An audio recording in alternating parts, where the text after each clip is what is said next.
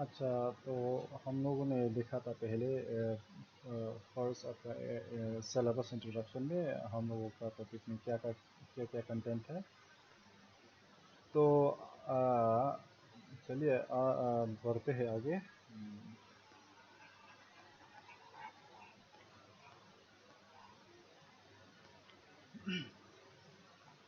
तो first topic है आपका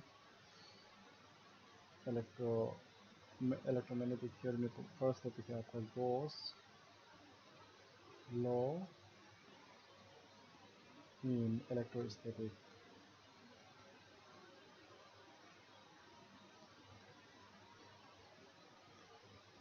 तो इसको तो आप लोग क्लास 12 में पढ़ा है, फिर भी मैं भूलने भूलने का आदत तो हर किसी को होता है। मैं भी भूलता हूँ, आप लोग भी भूलता है। तो चलिए एक बार याद दिलाते हैं इलेक्ट्रिसिटी क्या है। जब चार्ज जो रेस्ट में होता है तो उसको इलेक्ट्रिसिटी कहते हैं हम लोग।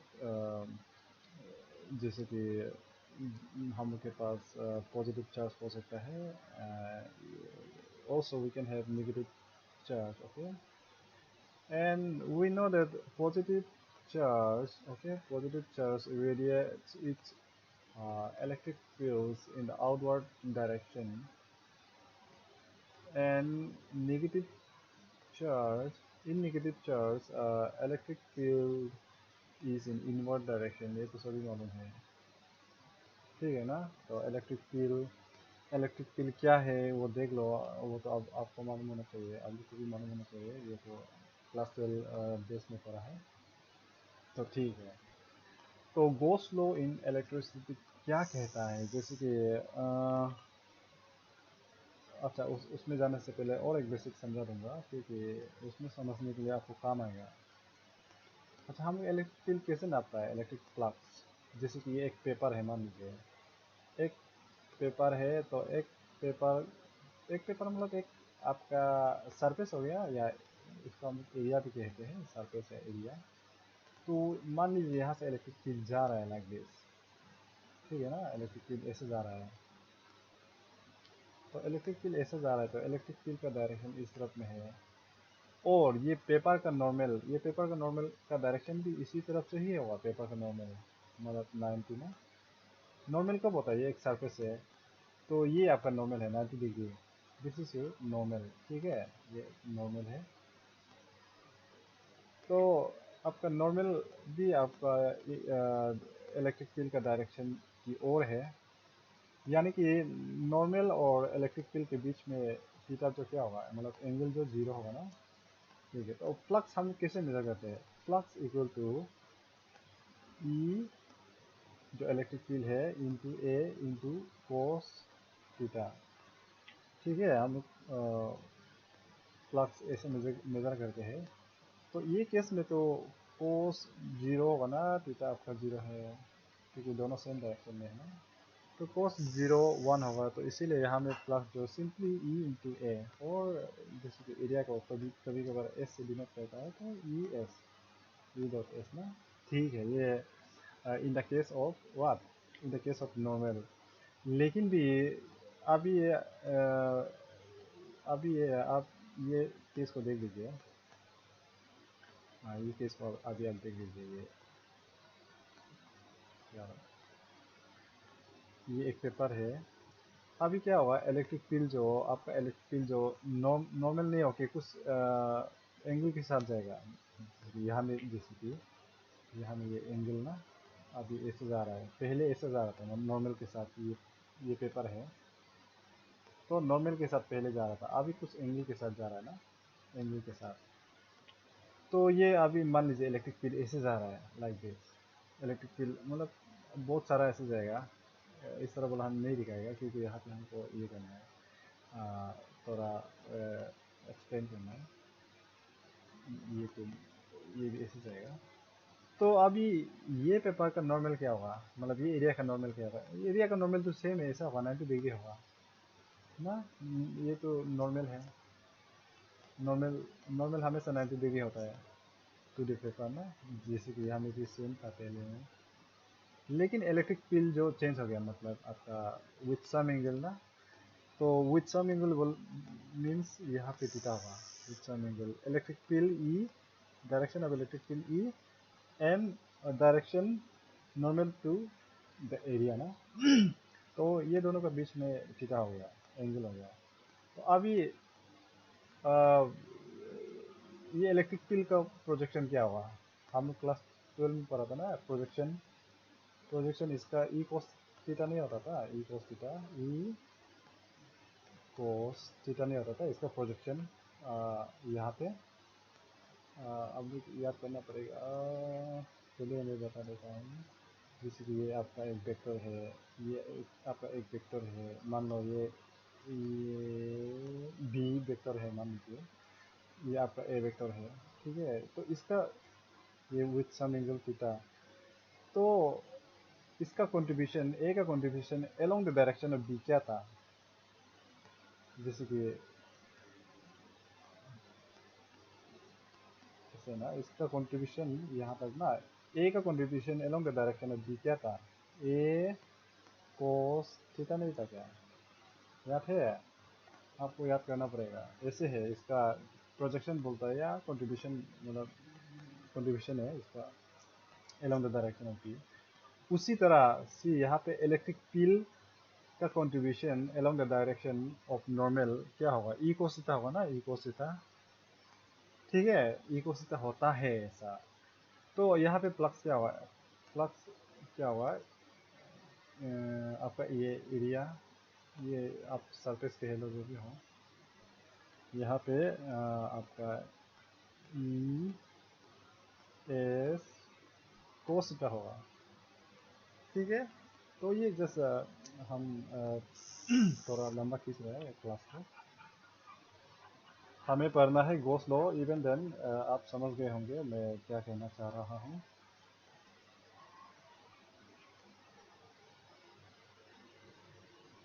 आगे बढ़ते हैं। तो गोस लॉ क्या कहते हैं, जैसे कि मान लीजिए आप एक क्या बोलेगा, एक स्पेयर, एग्जैक्ट स्पेयर बोल के नहीं है, स्पेयर भी ले सकता है, आप फुटबॉल एग्जाम्पल कीजिए कि ऐसा। तो ये एक आपका वो है आपका एक वॉल्यूम है, मान लीजिए इसके अंदर में एक चार्ज है, this charge can be negative और this charge can be positive whatever, और there can be a number of charge, okay. मैं तो यहाँ पे for simplicity I have shown only one charge, but there can be a number of charge, may be positive और may B negative, ठीक। तो मैंने यहाँ पे एक पॉजिटिव चार्ज एजम्पशन कर लिया कि इसका अंदर में है। तो we know that the positive charge, okay, radiates its electric field in the outward direction. तो ये कुछ ऐसे करके जाएगा, मतलब इसका इलेक्ट्रिक फील्ड जो ऐसे करके जाएगा,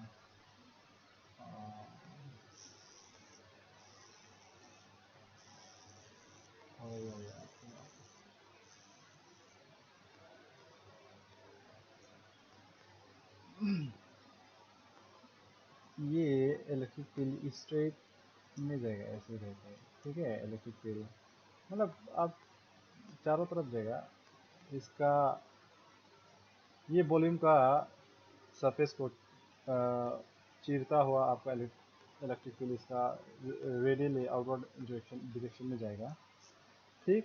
ये तो ओके है। तो आप ये एरिया में ले लीजिए एक बार, ये एरिया, ये ये इलेक्ट्रिक फील्ड का डायरेक्शन है, ये आपका सरफेस है एस, मतलब ओवर ये वॉल्यूम का सरफेस ना, वॉल्यूम सरफेस ये एस है। साथ ही साथ में हम लोग यहाँ में, क्योंकि हम लोग को इंटीग्रेशन करना है, तो पहले हम लोग, ये रूल है आपका, पहले स्मॉल एक पर्टिकुलर जगह में आप एग्जाम्पशन ले लीजिए, साथ उसके बाद हम लोग इंटीग्रेट कर लेगा तो सभी का आ जाएगा। तो ये छोटा सा आपका डी एस है, मतलब small area, small element area बोलता है। तो ये सरफेस जो अभी, ये सरफेस का नॉर्मल जो कुछ इस तरह है, आ, ये सरफेस का नॉर्मल जो इलेक्ट्रिक फील्ड का डायरेक्शन ना होते हुए कुछ इस तरह है, ये मेरे बनाने, ये है आपका नॉर्मल। ठीक है, और इसका डी एस वेक्टर भी इससे रिप्रेजेंट किया जाता है। तो इस ये आपका इलेक्ट्रिक फील्ड के साथ कुछ एंगल बना हुआ है। ठीक है, तो गोस लॉ कहता है ना, गोस लॉ कहता है टोटल इलेक्ट्रिक फ्लक्स, देखो टोटल इलेक्ट्रिक फ्लक्स मतलब number of field of lines of forces ना, ये लोग को बोलता है total electric flux through any close surface ना, थ्रू एनी क्लोज सरफेस मतलब ये जो भी आप वॉल्यूम कंसीडर किया है इसका सरफेस से is equal to flux flux is because of electric field ना, flux through any close surface जो भी हो, हमने जो यहाँ में एग्जांपल किया है एनी क्लोज सरफेस एग्जांपल किया है, through any close surface is equal to 1 by epsilon not times, times मतलब इनटू है, into the net total net charge enclose by the surface. Total net charge मतलब जो भी, जैसे कि मैंने अभी यहाँ में वन वन चार्ज लिया है, तो यहाँ पे तो आपका टू और एक पॉजिटिव चार्ज भी हो सकता है, और एक पॉजिटिव चार्ज भी हो सकता है, और एक पॉजिटिव चार्ज भी हो सकता है। ठीक है, तो total number of net charge enclose by the surface इसके अंदर में, लेकिन वो चार्ज लूप होना पड़ेगा आपका। तो यहाँ पे Q, इसको क्यू इनसाइड या क्यू नेट भी बहुत सारा बुक में लिखता है। ठीक है, तो ऐसे है, तो ये आपका गॉस ने दिया है, मतलब जो टोटल इलेक्ट्रिक फ्लक्स ये सरफेस से निकलेगा ना, मतलब ये गॉस लॉ सिंपली क्या कहता है, आप आसान भाषा में समझ लीजिए। गॉस लॉ सिंपली ये कहता है ये जो टोटल इलेक्ट्रिक फ्लक्स जो है आपका ये सरफेस से होके निकल रहा है, ये total number of electric field lines को मेजर करता है, ये आप समझ लीजिए।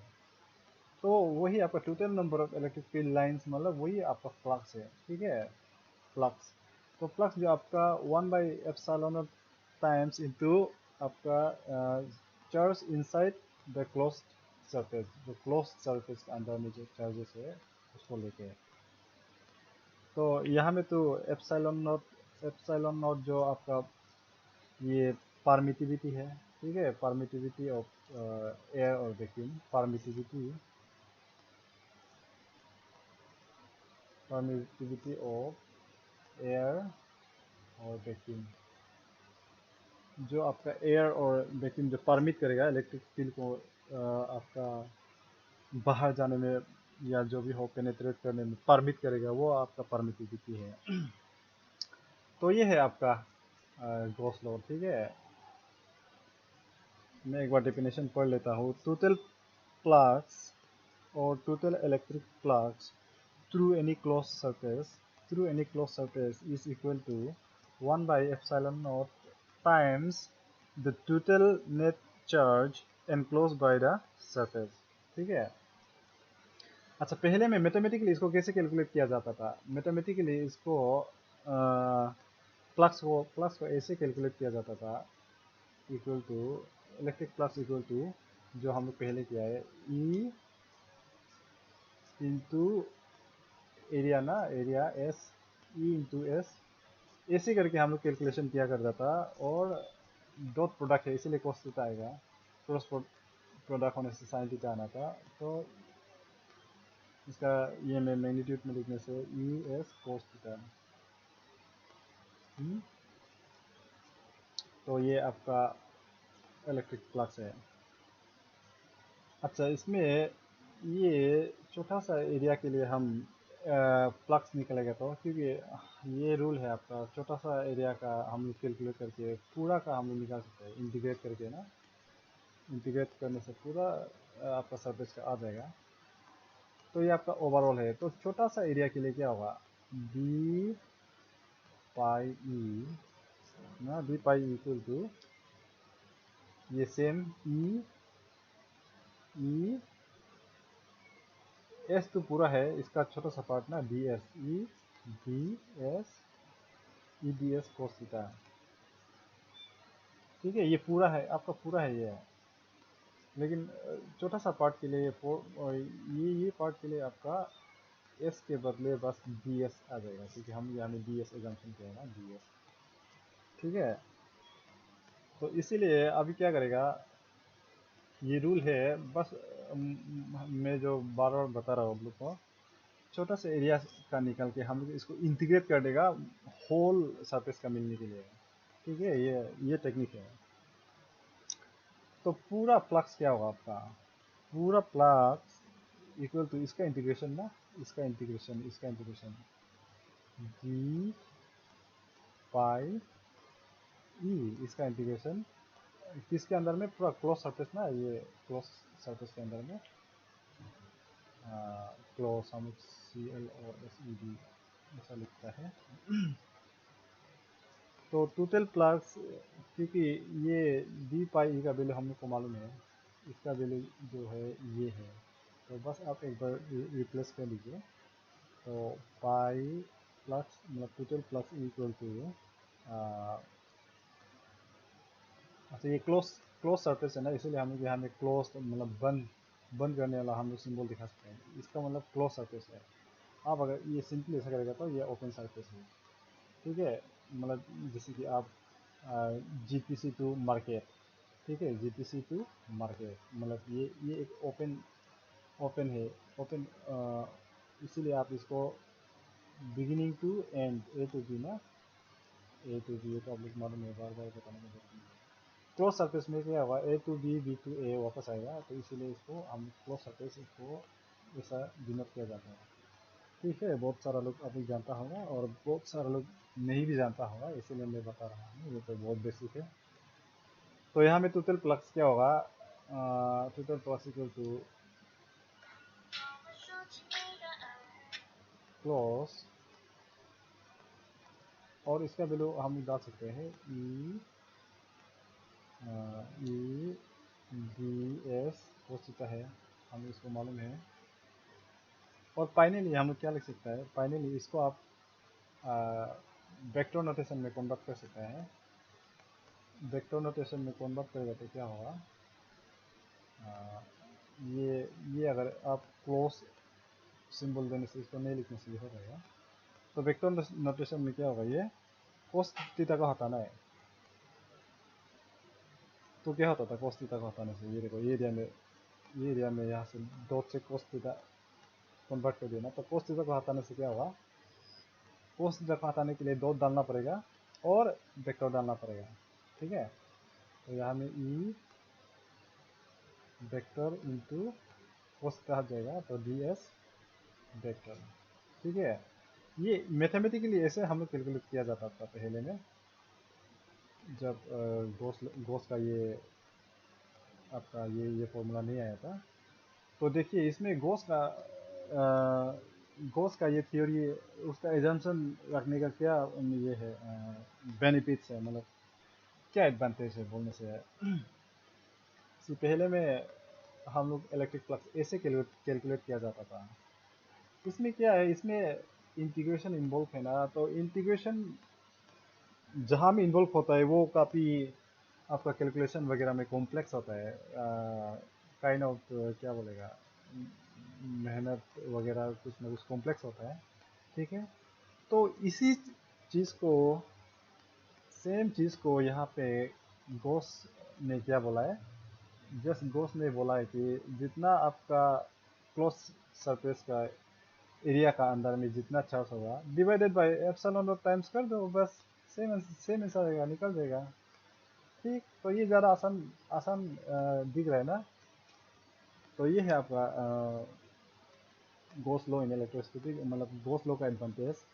तो ये भी सेम सेम है और सिंपल है ये। और ये जो मेन ये है कि जो गोस लॉ जो है टोटल इलेक्ट्रिक फ्लक्स को ये मेजर करता है। ठीक है, टोटल इलेक्ट्रिक फ्लक्स जो सरफेस से होके सरफेस से आपका पेनेट्रेट होके होते हुए जाता है उसको मेजर करता है, number of electric fields of lines को ये मेजर करता है।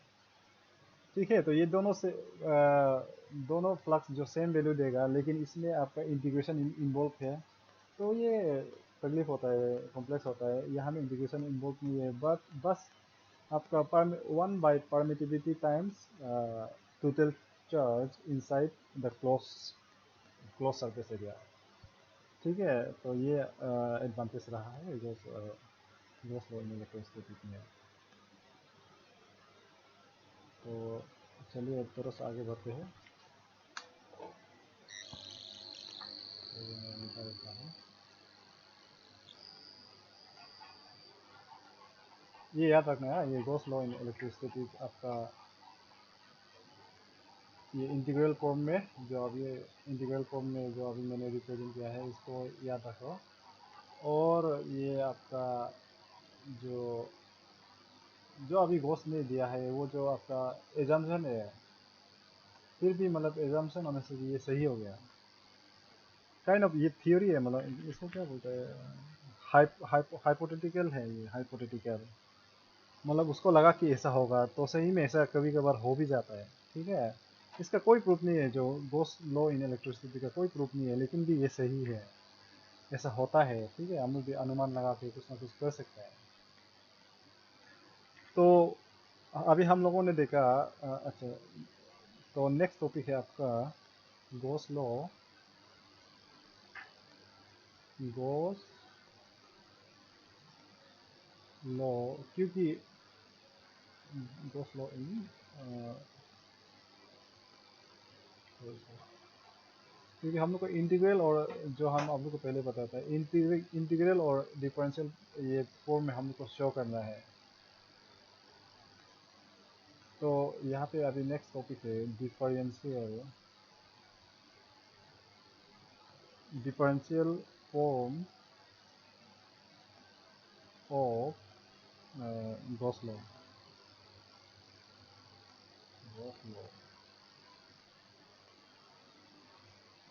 हम लोग इंटीग्रल वाला पार्ट को देखा है, ये आपका गॉस लॉ को, ये वाला flux equal to close surface area of E into D S ना। ये आपका इंटीग्रल वाला है, होल सरफेस वाला ना। ये अभी हमने देखा इंटीग्रल पार्ट वाला। अभी हम क्या करेगा, डिफरेंशियल पार्ट वाला को देखेगा। तो इस डिफरेंशियल पार्ट को देखने के लिए हम लोग क्या करेगा, हम लोग एक वॉल्यूम कंसिडर करेगा। मतलब वॉल्यूम बोलेगा तो कुछ भी हो सकता है, आपका 3D में होना है। मान ला ये फुटबॉल है, तो फुटबॉल जैसा फील तो नहीं आ रहा है, हम सर्कल बनाया है, लेकिन इसको हम 3D में थोड़ा फील आने के लिए हम क्या करेगा, ऐसे आप लोग लग रहा होता है ये अभी 3D में है तो। और यहाँ से तो और कुछ दे सकते हैं। क्या क्या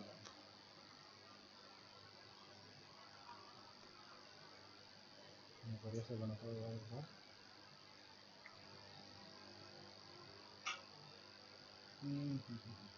हो गया, मैं इसको लाल से खींच देता हूँ।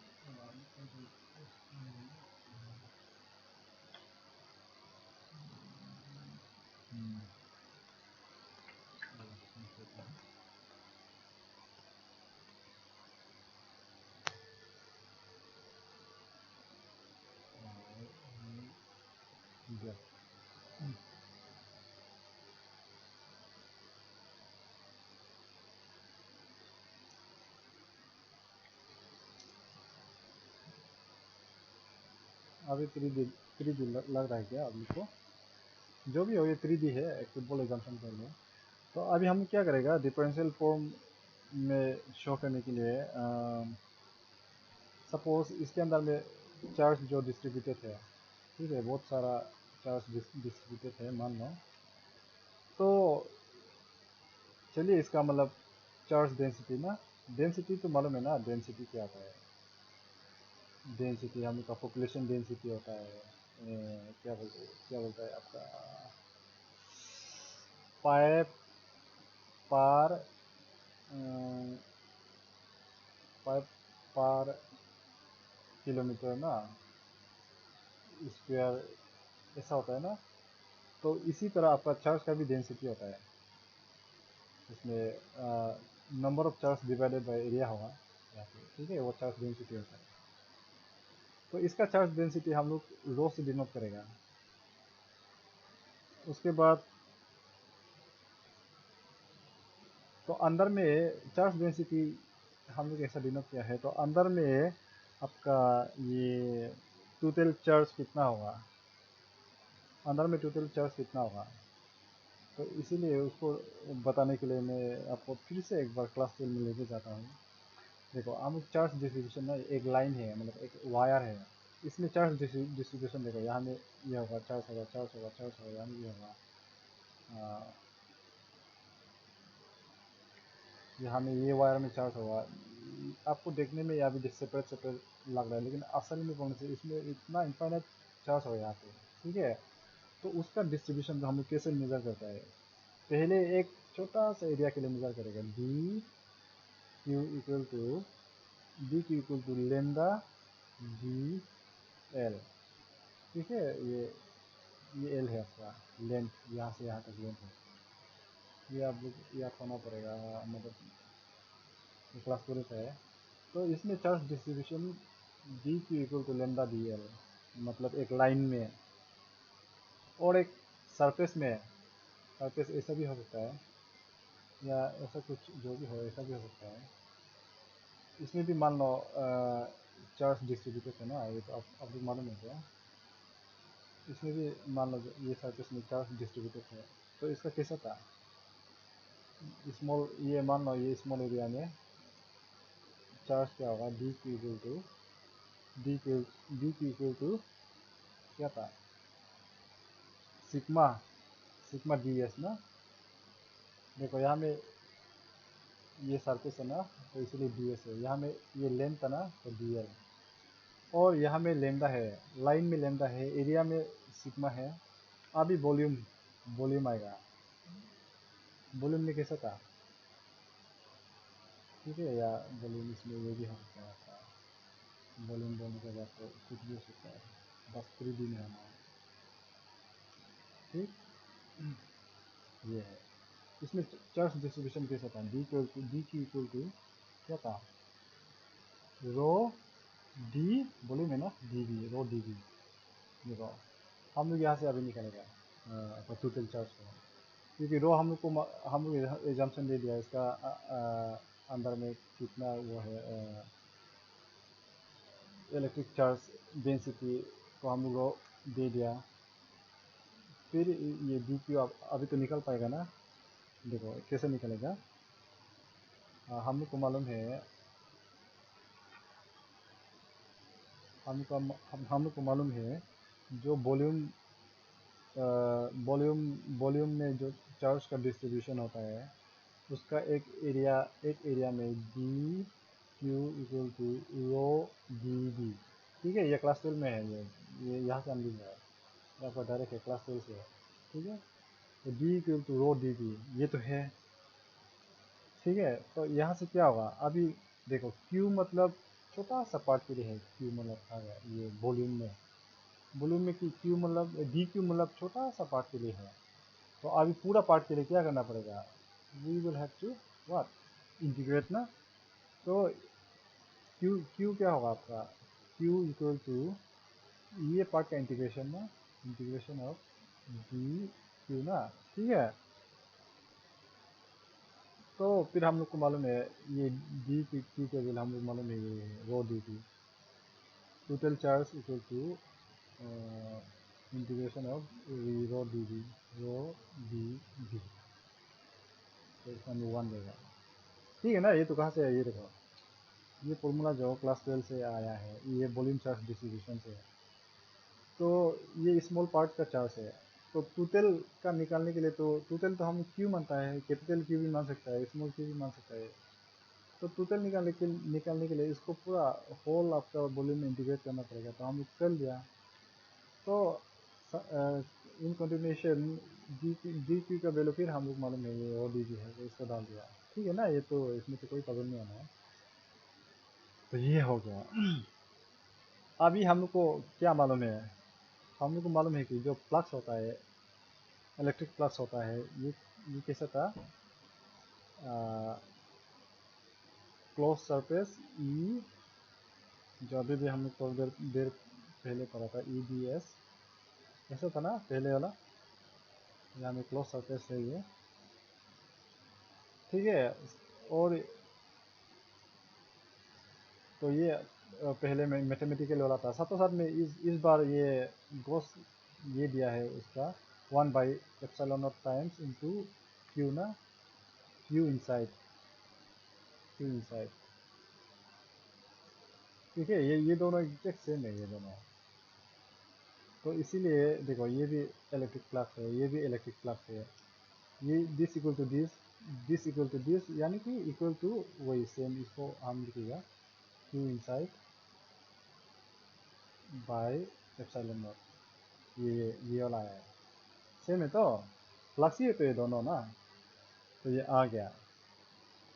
अभी हम लोग ये क्यू का वैल्यू मालूम है, ये क्यू का वैल्यू, क्यू इनसाइड, क्योंकि ये वॉल्यूम के अंदर में कितना चार्ज डिस्ट्रीब्यूटेड है, ये है ये, ठीक है। ये हम लोग को मालूम है। तो ये क्यू क्यू इनसाइड का जगह में इसको हम लोग डालेगा, ठीक है। आप लोग समझ में आ रहा है ना। तो इसीलिए इक्वल टू, देखो इक्वल टू ये को क्यू इनसाइड का जगह में इसको डालेगा, हमें मालूम है चलिए। तो पहले में तो 1/ε0 तो बाहर जाएगा।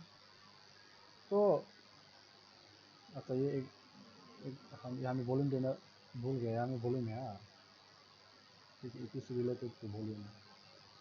तो 1/ε0 तो आ गया, क्यू इनसाइड मतलब ये डायरेक्ट ये टोटल वैल्यू है, क्योंकि क्यू है तो ये क्यू इनसाइड है। तो यहाँ में हम लोग क्या लिखेगा, rho D integration over the volume, integration over the volume D D, ये टू मान गया, ठीक है ना। काफ़ी लंबा हो रहा है ये क्लास जो।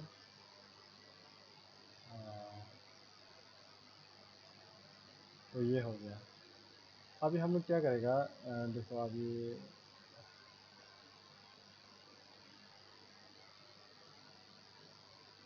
अच्छा दोस्तों, तो ये यहाँ तक आ गया। अभी देखते हैं क्या है।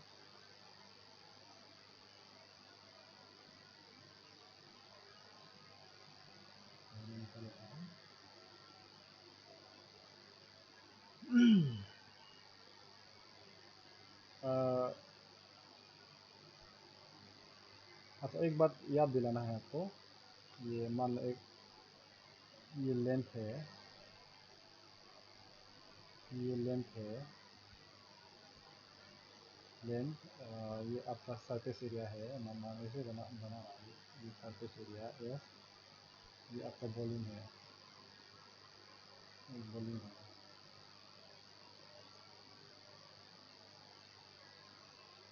आप लोगों ने अब तो इसमें फर्स्ट सेमिस्टर में या सब जो भी हो कराता होगा,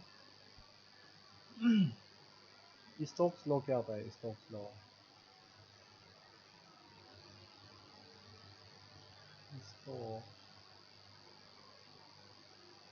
स्टोक्स थ्योरम।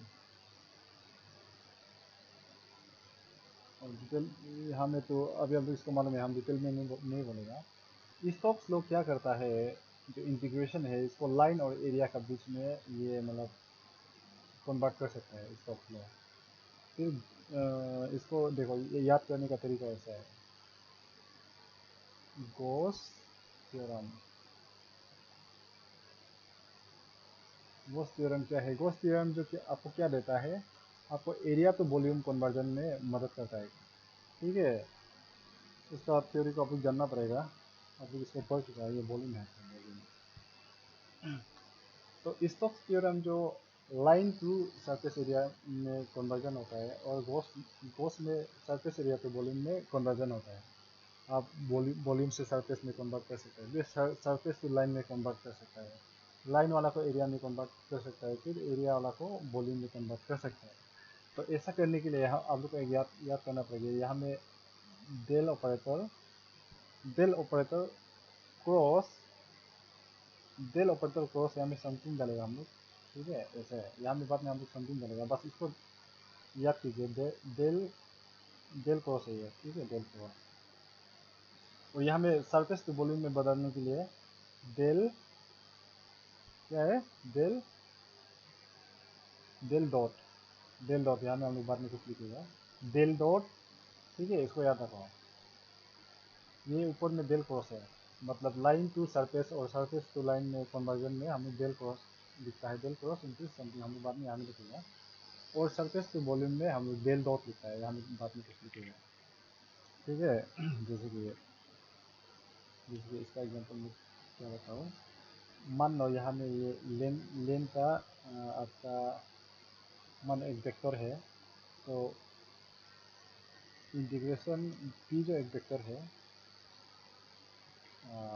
डी एक्स, देखो डी एक्स क्यू हम ले रहा है, ये लाइन में है ना, हम अभी इसका एग्जांपल ले रहा है, ये लाइन है तो डी एक्स है, D X at the some point ना, एट सम पॉइंट ये डी एक्स है, ये डी एस होगा आपका सरफेस है ना, ये डी भी होगा।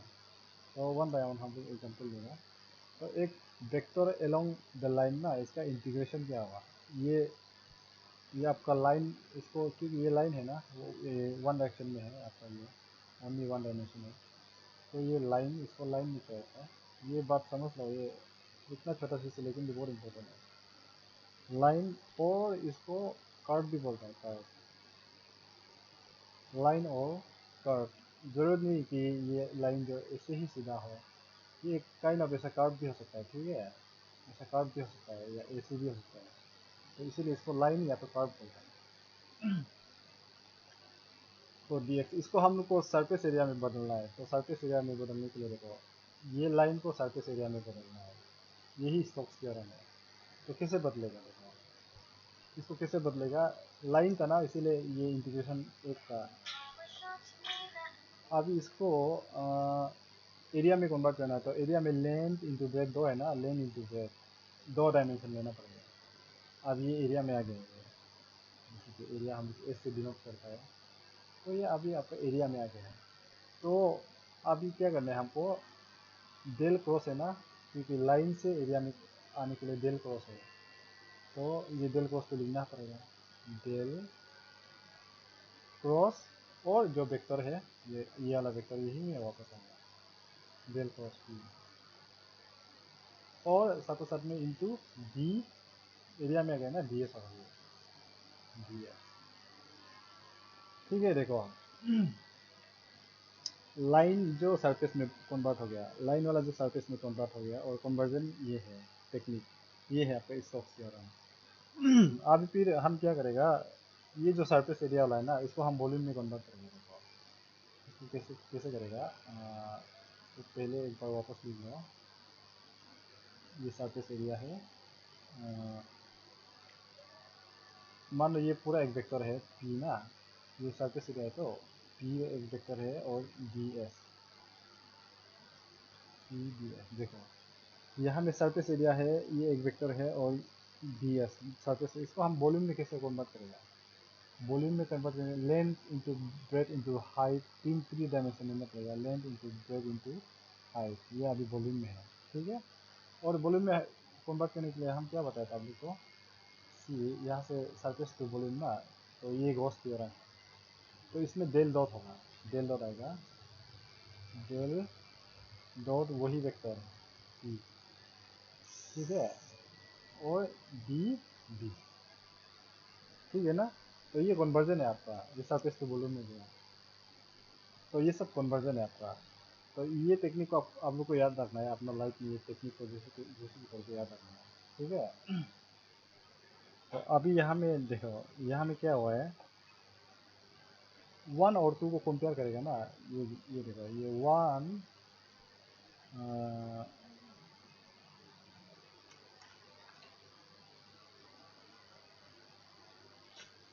अभी अच्छा इसमें volume,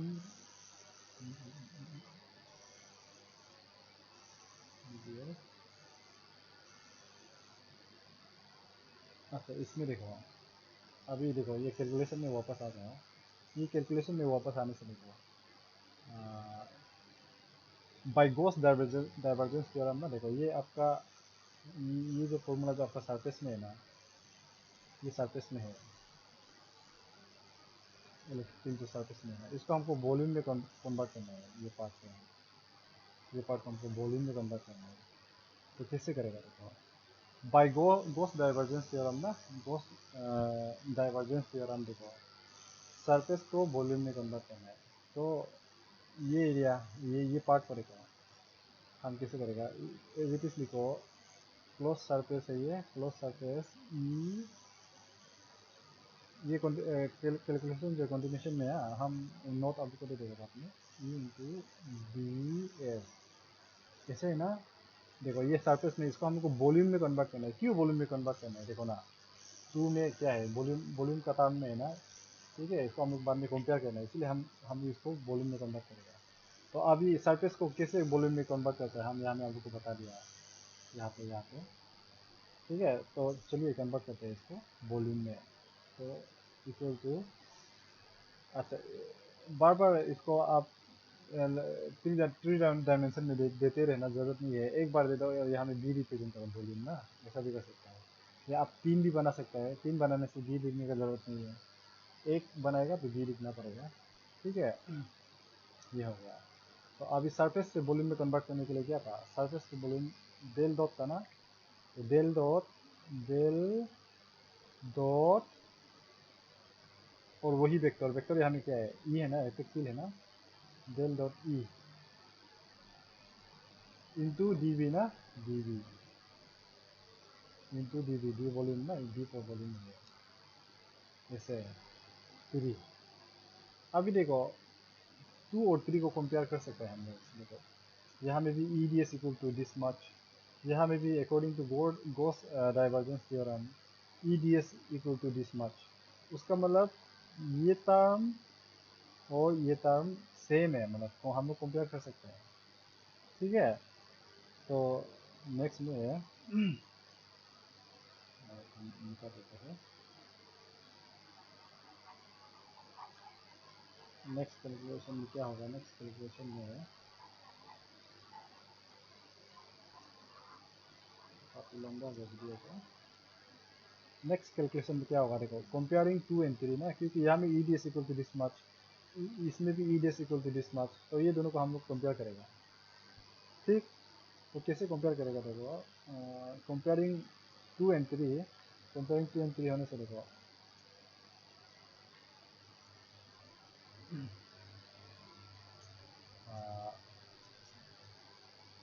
D del E, three three को हम आगे लिखें ना,